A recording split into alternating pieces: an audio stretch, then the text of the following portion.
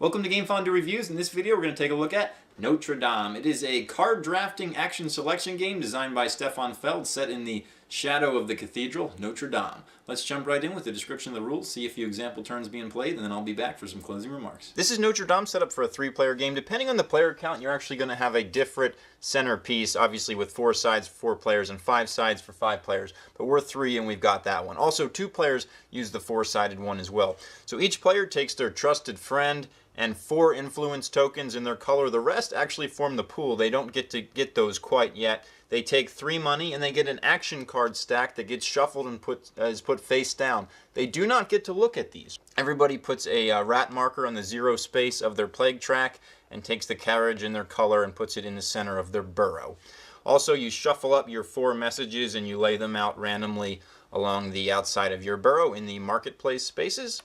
And there's a pool of money and victory points over here, and then you shuffle the stack of the brown player cards, which are just all brown, and then you shuffle each of 3 stacks of A, B, and C. It's actually a lot easier when they're not sleeved because they have an A, a B, or a C on the back of them. And you put the A's on top, then the B's in the middle, and the C's on the bottom. And those represent each of the 9 rounds in the game. Each of those rounds is played in 5 phases that go lay out person cards, choose action cards, play action cards, hire a person, and determine plague value. At the end of each 3rd round, or the end of each phase, A, B, or C, Notre Dame in the center is scored, and we'll talk about that in a little bit.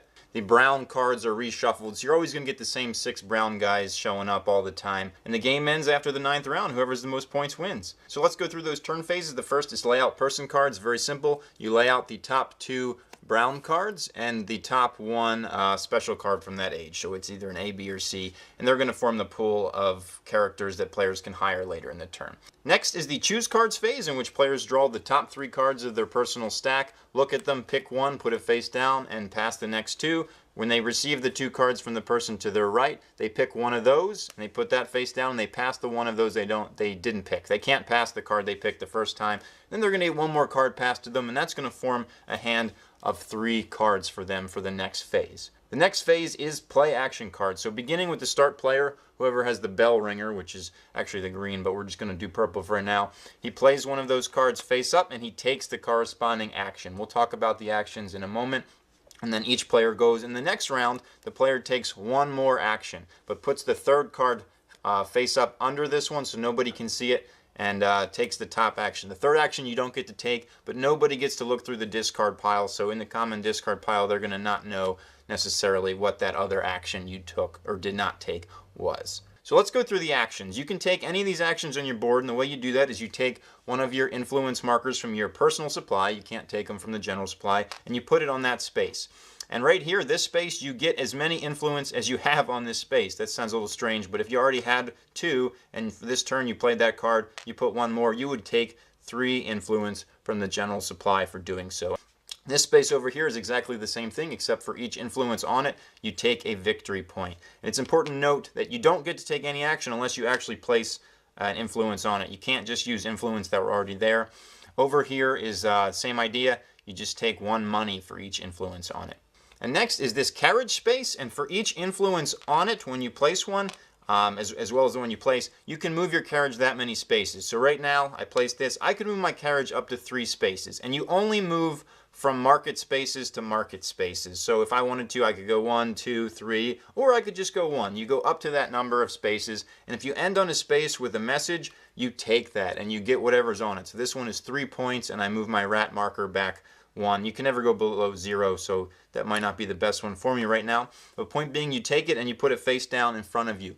You can never take a message of the same color again until you have the full set of messages. Unless you're in a 5-player game and one set of messages has been totally wiped out by the other players, then you can skip that one in your set making. But for general purposes, I have to take a purple, a green, and an orange, one of each, before I can take a second of any color. It's also important to note the only spaces that count are market spaces. So if I was out here way in the corner at this space here, and I move 1, 1 is actually all the way up to here, or all the way over to here, or to this center, because these spaces don't have any markets on them. This space is a little bit different in that you get 3 choices. You either move the rat back 1, you get a gold, or you get an influence. But once you have 4 here, so you place your 4th guy, you can take any 2. You could take the same one twice, or any one of those. It's different because you actually get a choice. Next is this space here, right next to it. Whenever you put a influence on it, you move your rat back 1 space, again, never below 0. And no matter how many you place here, you're still only moving your rat back 1.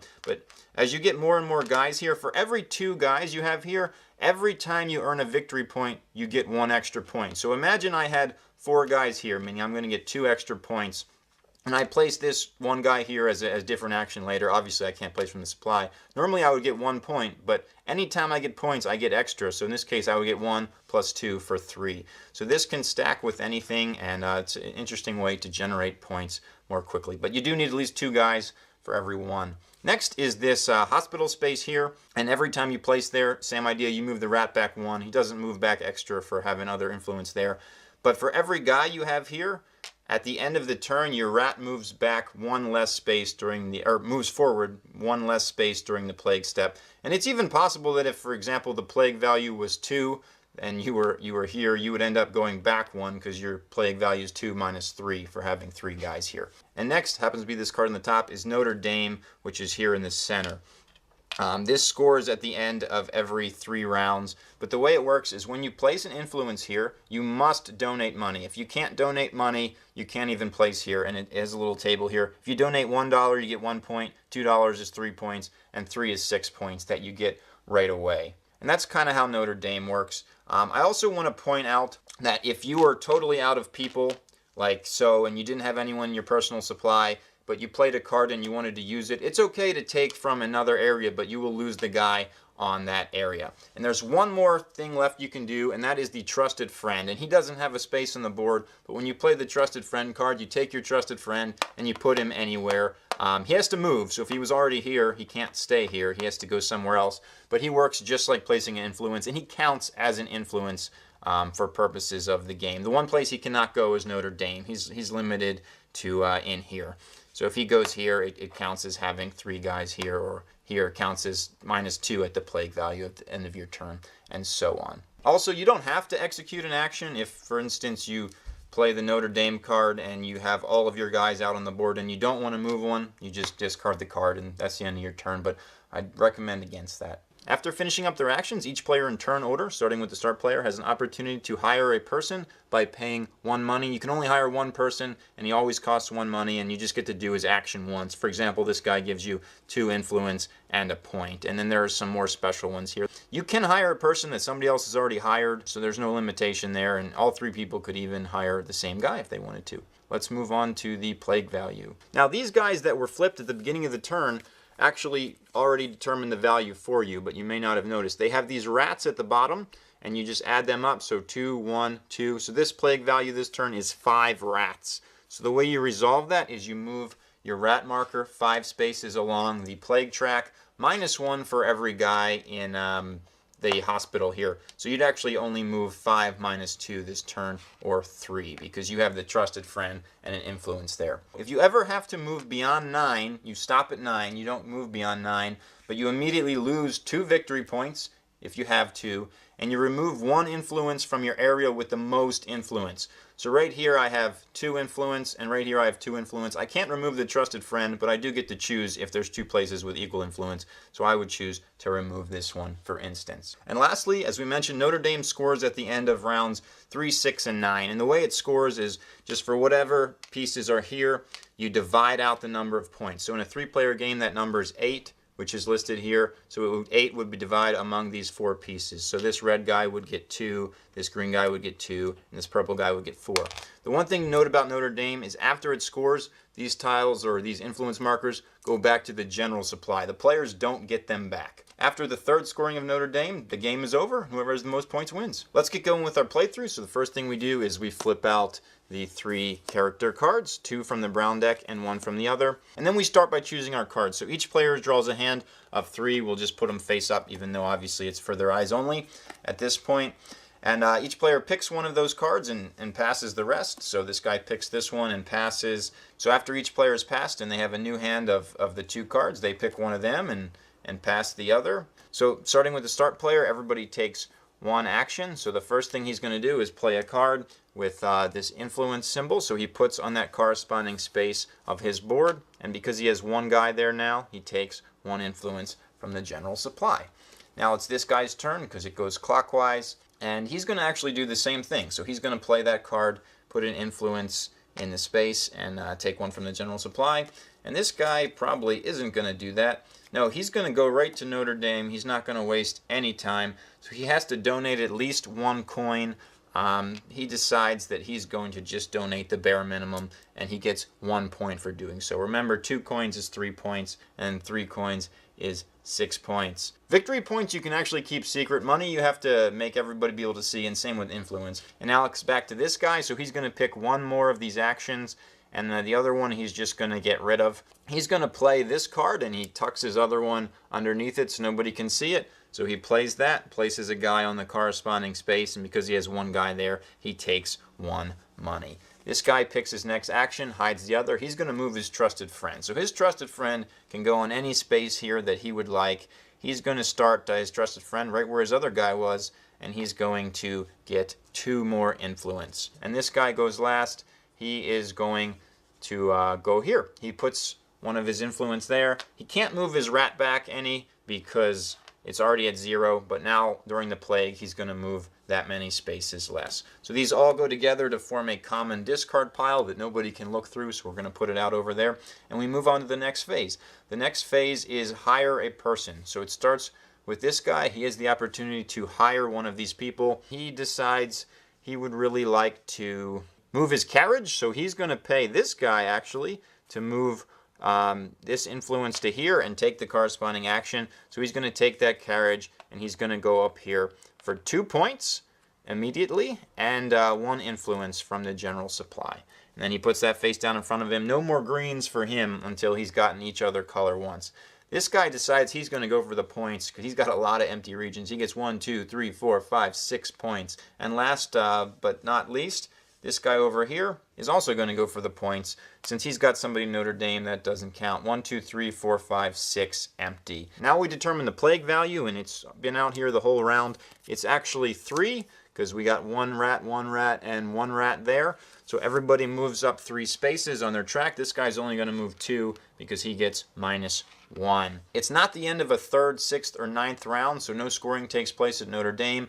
These cards are basically just discarded, and we're going to jump ahead to when there is a scoring here at Notre Dame. Welcome back. We're almost at the first Notre Dame scoring, but first we got to determine the plague value, which is 5. So this player has to move 4 because he is 1 less. 1, 2, 3, 4. So he's safe. And remember, landing on 9 is okay. You just can't go past it. This guy is in a very similar situation. But unfortunately for this guy, he has really no defense against it. So he goes way over 9. So he puts it on 9. He loses those 2 points. And from one of his areas with the most guys, he loses an influence back to the general supply. He doesn't get it back. His trusted friend counted as 1, so either of these places he could have picked because they both have 2, but he couldn't have taken off his trusted friend. So it's the end of the 3rd round. It's the end of the A phase of the game. So let's score Notre Dame.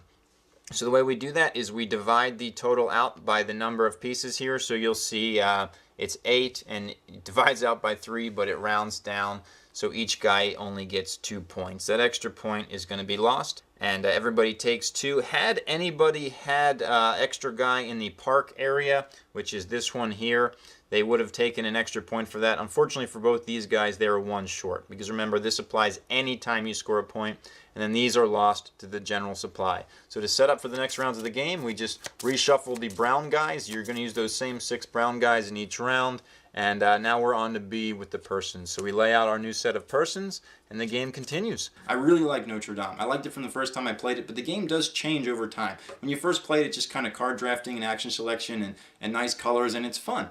But as you keep going, the brown guys keep coming up, and it's the same 9 ABC characters in each game in somewhat different order, but reasonably close. The A's always before the C's and so on. So the game becomes very strategic. There's a lot of tactical decisions to make too, especially with your action cards and things like that. But as you understand the game and what your opponents are likely going for, the game changes a lot and it becomes very calculated.